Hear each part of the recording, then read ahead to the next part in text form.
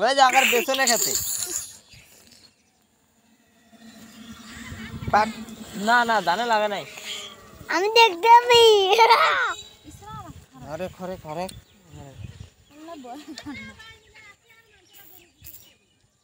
আমি ম্যাগের মধ্যে চলে আসছি আর তখন ওই যে গরু লাগছে আর যাতে বেসন কাছে লাগছিল হ্যাঁ হ্যাঁ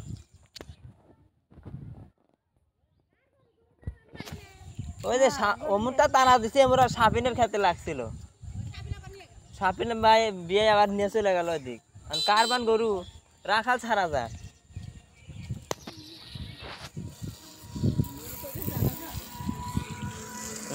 আরে ফারুক আমার ফারুক তুমি তোমার ছাগল বেচলে আমাকে দিলে না 1 টাকাও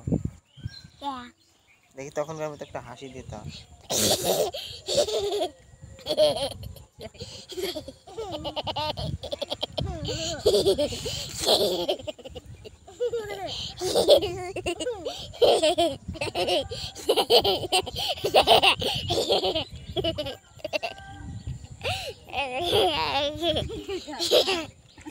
আদি পাগল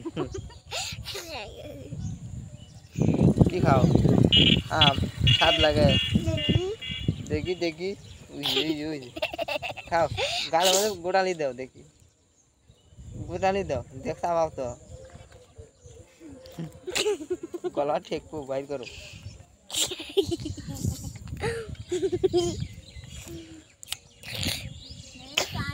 ব্যাগের মতো দিচ্ছে